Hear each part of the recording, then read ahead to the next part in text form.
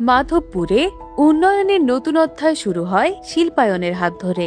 SM. Faisal এবং তার পরিবারের ঐকান্তিক প্রচেষ্টায় এখানে শিল্প উন্নয়নের সূচনা হয়, যার ফলে প্রায় 25,000 মানুষের কর্মসংস্থানের সুযোগ সৃষ্টি হয়েছে। এক সময় যেখানে বেকারত্ব ছিল বড় সমস্যা, আজ সেখানে কাজের সুযোগ, নিয়মিত আয় আর অর্থনৈতিক সচ্ছলতার পথ তৈরি হয়েছে। মাধবপুরের বেকার সমস্যার সমাধান এবং সাধারণ মানুষের জীবনমান উন্নয়নে এটি ছিল এক দূরদর্শী সিদ্ধান্ত। শিল্পায়নের পাশাপাশি পরিকল্পিত অবকাঠামো উন্নয়নও মাধবপুরকে এগিয়ে নিয়েছে নতুন পথে।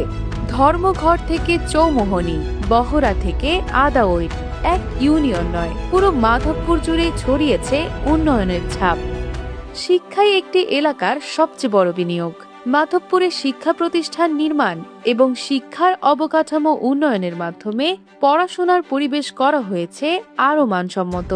স্কুল ও কলেজের নতুন ভবন, উন্নত শিক্ষা পরিকাঠামো শিক্ষাকে পৌঁছে দিয়েছে গ্রাম পর্যায় পর্যন্ত। এর পাশাপাশি পরীক্ষার্থীদের মেধা উন্নয়নে শিক্ষাবৃত্তির ব্যবস্থা করা হয়েছে, যা দরিদ্র ও মেধাবী শিক্ষার্থীদের পড়াশোনা চালিয়ে যাওয়ার শক্ত ভিত গড়ে দিচ্ছে। এই উদ্যোগ শুধু সহায়তা নয়, এটি আগামী নেতৃত্ব তৈরির প্রস্তুতি। তবুও মাধবপুরের যাত্রা এখানেই শেষ নয়। এখনো আছে কিছু অসমাপ্ত কাজ, এখনো আছে আরো এগিয়ে যাওয়ার সুযোগ। মাধবপুরের সেই অসমাপ্ত কাজগুলো সম্পূর্ণ করতে, পরিকল্পিত উন্নয়নের ধারাবাহিকতা বজায় রাখতে এস.এম. ফয়সলকে ধানের শীষে ভোট দিয়ে জয়যুক্ত করুন। ভোট দিব কিসে?